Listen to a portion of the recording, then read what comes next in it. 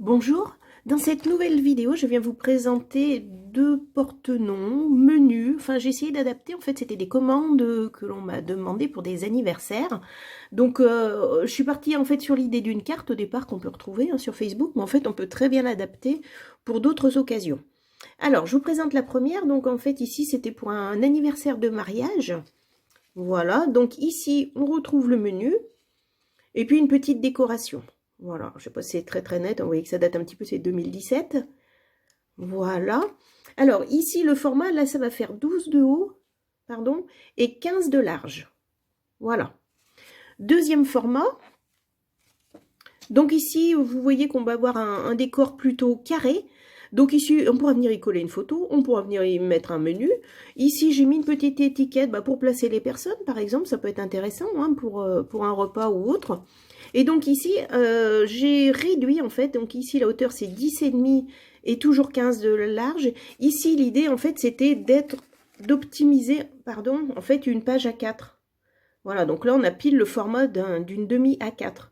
Et donc avec ce système-là, on n'a absolument aucune perte. Voilà. Donc là c'est plus un thème un petit peu festif pour un réveillon, hein. Voilà. Alors, je vous donne les dimensions et puis ensuite je vous fais voir tout de suite le tuto. Voilà, j'espère que ça va être assez lisible. Donc ici, ça va être la carte qui fait 12 de haut. Enfin, le menu. Donc c'est celle-ci. Alors, on va venir faire des tracés ici. Donc on va découper un morceau de papier de 24 par 14 ou 15. Comme vous souhaitez, la largeur en fait a très peu d'incidence. Ensuite, moi ce que je viens faire, c'est qu'à 5 cm, tiens, je ne l'ai pas noté. Oups. À 5 cm du bord, donc soit à droite, soit à gauche, selon votre choix, je viens tracer une droite complète. Je trace et puis après, ça, je mettrai à l'envers, comme ça, j'aurai pas besoin d'effacer. Voilà. Ensuite, je vais venir marquer au crayon à 5 cm. 5 cm. 4, 3, 3, et là, on arrive au bout. D'accord? Donc, tout ça, je vais faire mes petits marquages. Ensuite, moi, ce que j'utilise, c'est une pointe. Vous pouvez utiliser un plioir. Le mien est très usé, donc du coup, il n'est pas très efficace. Et donc, avec cet outil, je vais venir plier ici. Ici, ici, ici et ici. Ensuite, je viens plier de ce côté. Voilà. Et enfin, je suis en train de me rendre compte que j'ai fait une petite bêtise, si mon schéma n'est pas juste. Bon. Ensuite, avec mon cutter, pardon, donc j'ai fait une erreur, vous n'en tenez pas compte. Vous venez couper de là jusqu'à la dernière marque. D'accord? Donc, de la première marque à la dernière. Voilà, comme ça va permettre en fait de pouvoir plier nos petits éléments. Alors, on va regarder le deuxième, celui-ci est juste.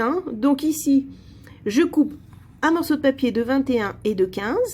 Toujours pareil, je fais ma petite délimitation à 5 cm, mais à la limite, si vous voulez faire plus, sur la largeur, on n'est absolument pas gêné. Vous pouvez faire plus large, vous pouvez élargir aussi ici.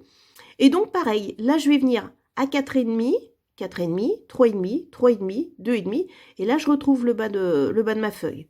Pareil, je viens plier ici, ici, ici, ici et ici.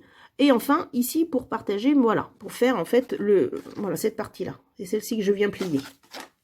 Voilà. Ensuite, donc je prends le cutter. Donc ici, c'est bien dessiné. Je viens couper ici, donc de la première marque jusqu'à celle-ci. Et ensuite, on n'a plus qu'à plier. Donc, c'est ce que je vais vous montrer tout de suite dans une deuxième vidéo. À tout de suite. Voilà, donc ici on se retrouve avec toutes les petites marques. Donc ce que je vous disais, donc moi je marque directement mes 5 cm. Donc là je trace un trait. Ici je suis sur le format 15 par 24.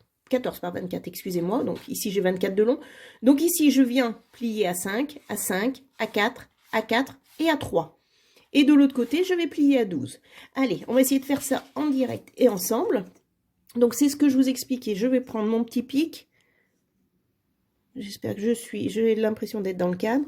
Je plie. Je plie ici.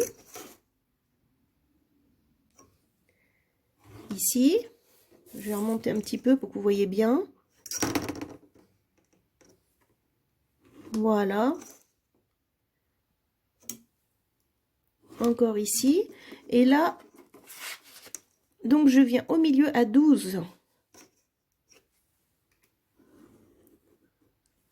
Voilà, tout mon pliage est fait. Donc maintenant, on va passer à la découpe.